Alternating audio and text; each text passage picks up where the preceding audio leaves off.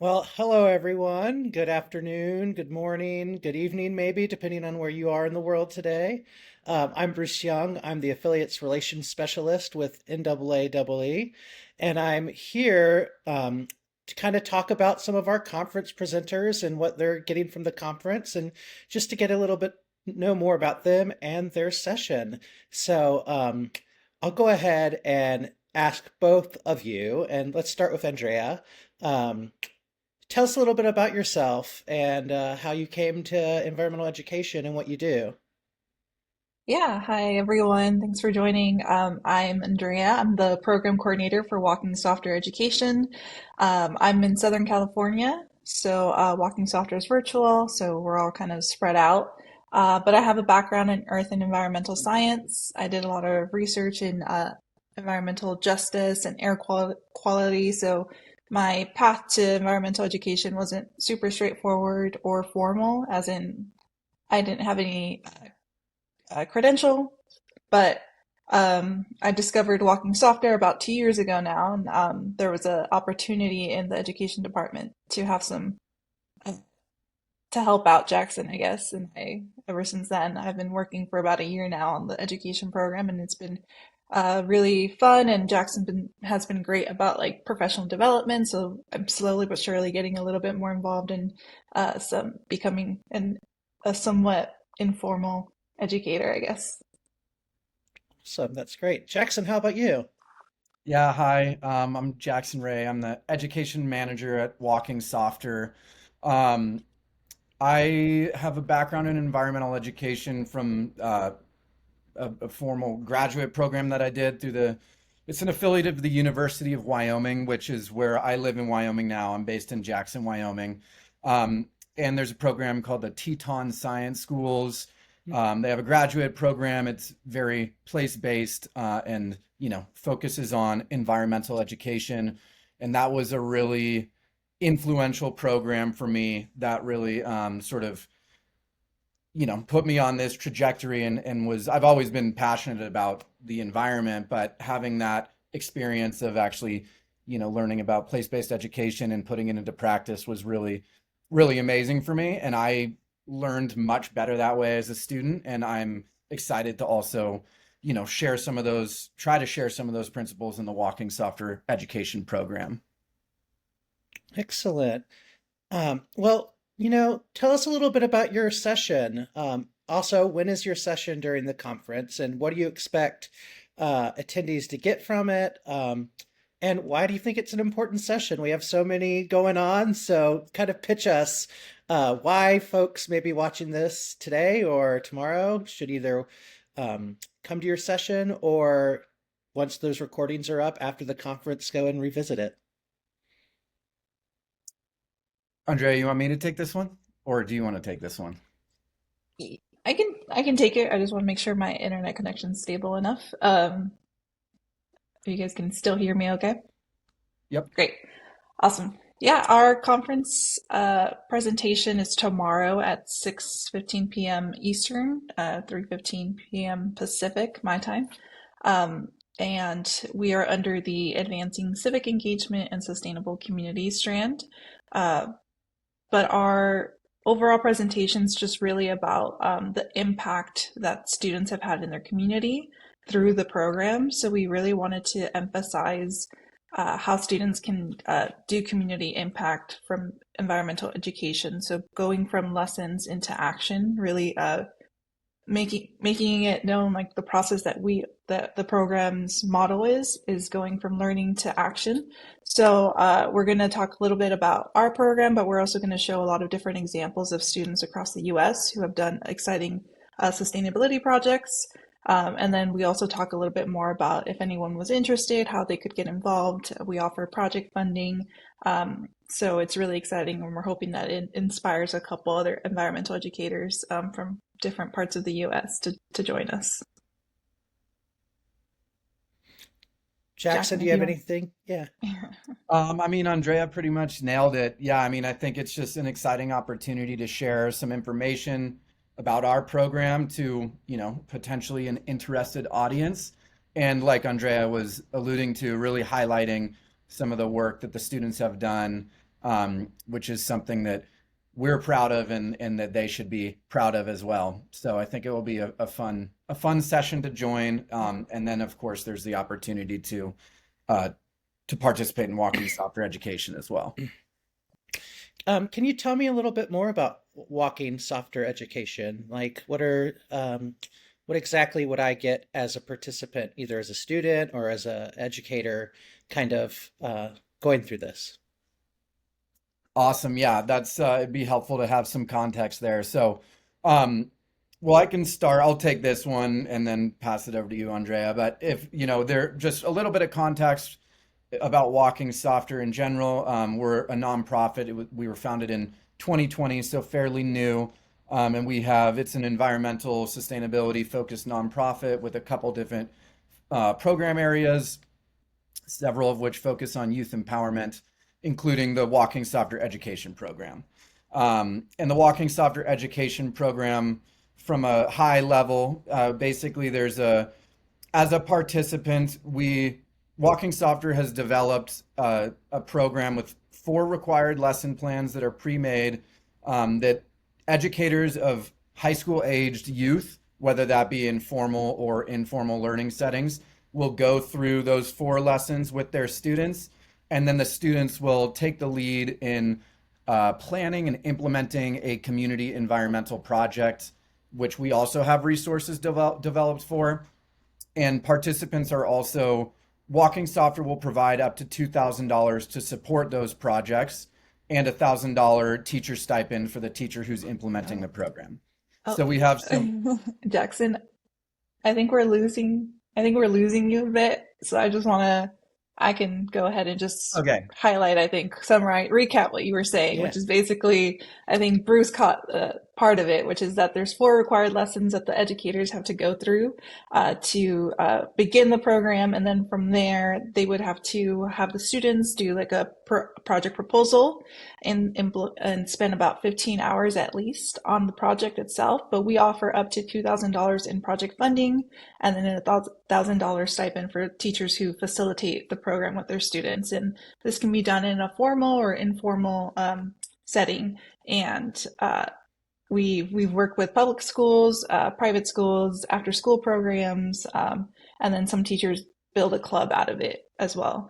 So there's different opportunities for educators to join in on that. But the program itself, everything's online too. All our curriculum is ready to go. We have lesson plans that are editable. They're on our website for free to access at any time for anyone, even if they don't decide to fully participate in the program.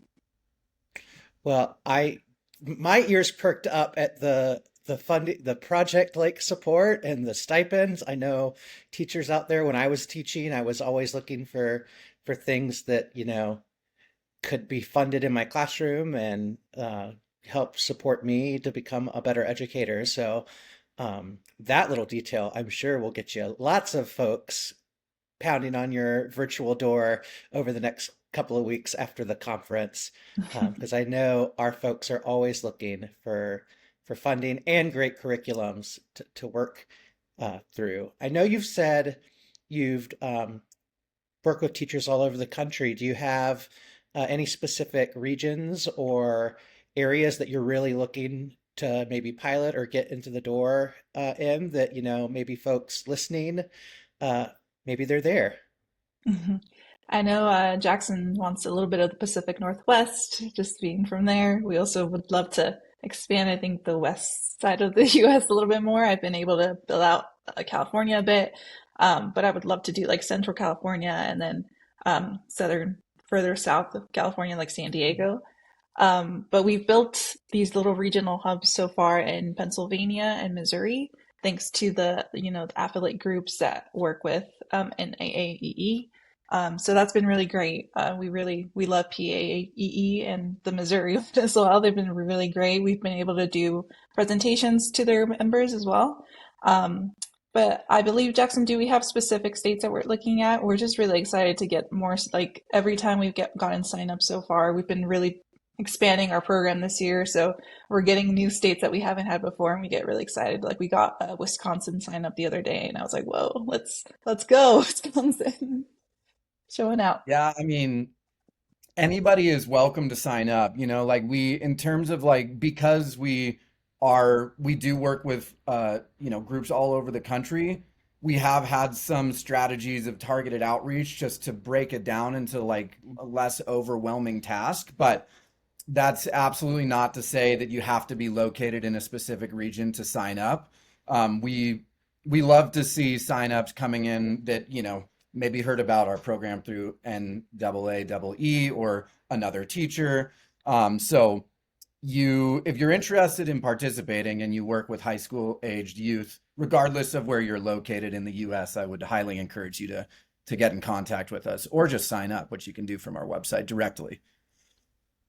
Well, that all sounds exciting. I'm looking forward to taking a look at some of the things just because I always like to see what's out there and being offered since I left the classroom about 6 years ago. So, um, my next question is I'd love to hear some of your thoughts about the conference. Are there any sessions that you've attended yet or that you're looking forward to?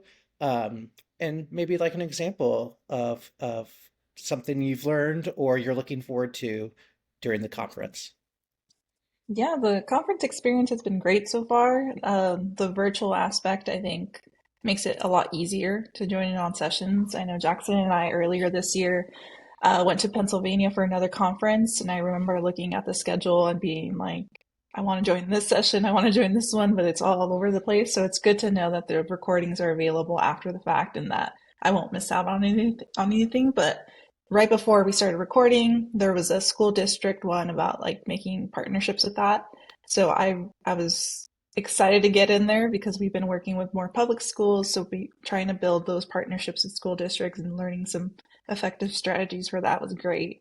Um, but yeah, yesterday there was also really great mapping, like geospatial tools ones, and that was just for fun for me, just because I love any kind of mapping things. So I just joined that to hear what the students at different universities, I think, had done on story maps. So that was really interesting. And then I love just like seeing everyone connecting virtually. And I was just telling Jackson that I got really invested through the Butterfly Quest. So looking through, reading everything, as someone who does read everything and every email and every detail, it's like I get a little game out of it too. So that's been fun too.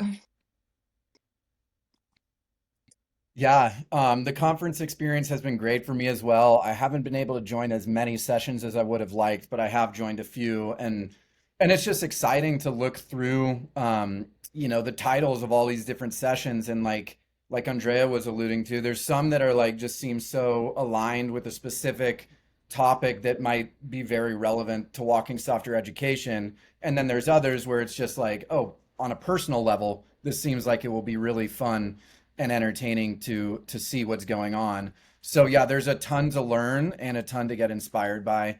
And I am very grateful that the sessions are going to be available. The recorded sessions are available to view because there's just so many that it's not possible to get to all the ones that I'm actually interested in.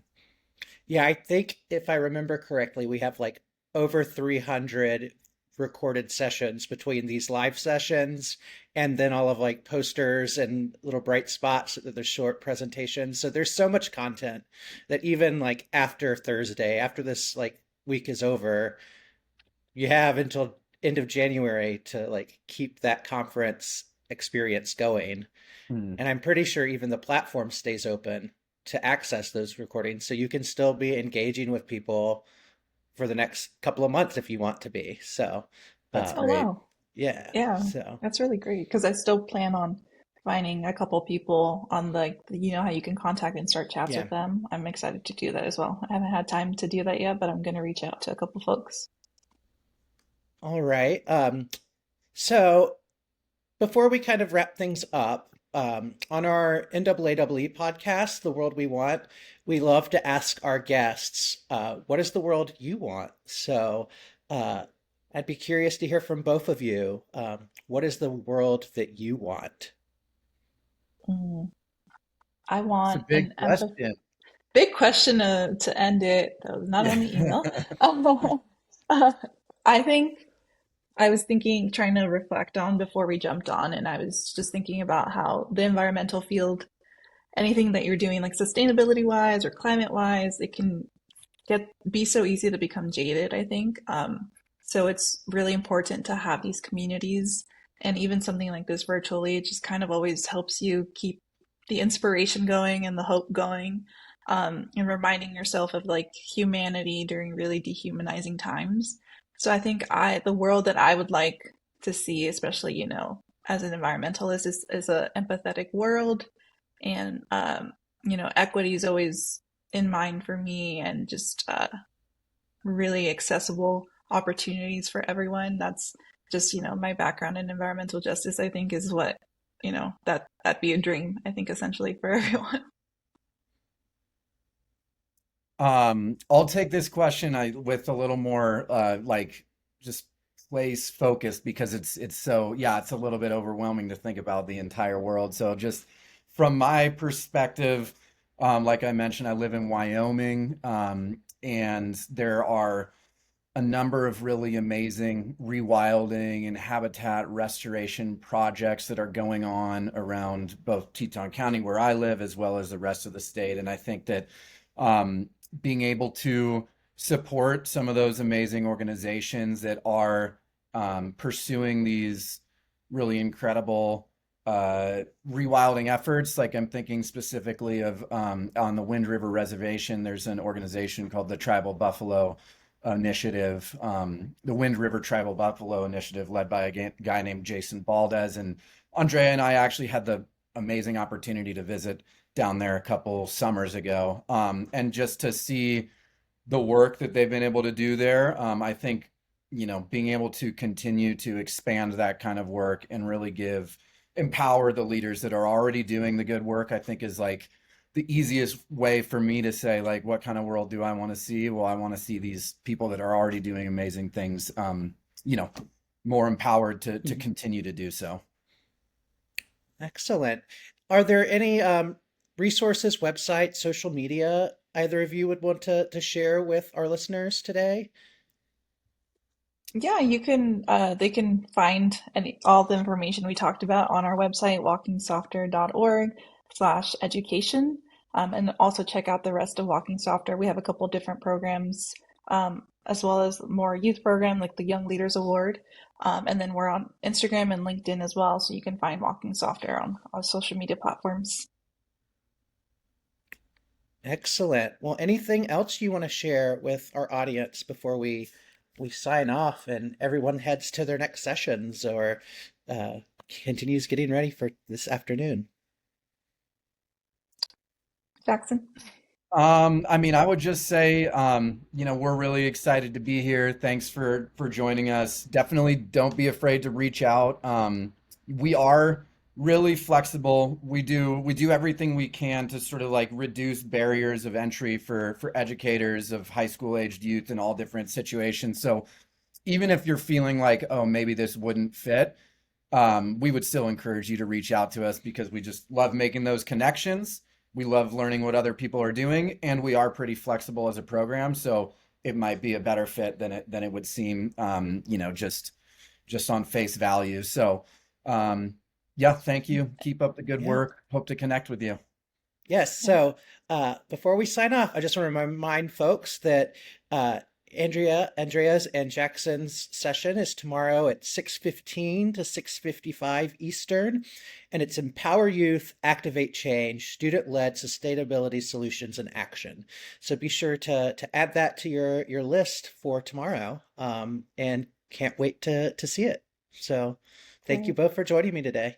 Thanks Thanks, so much, Bruce. Bruce. It's been a pleasure. Bye bye.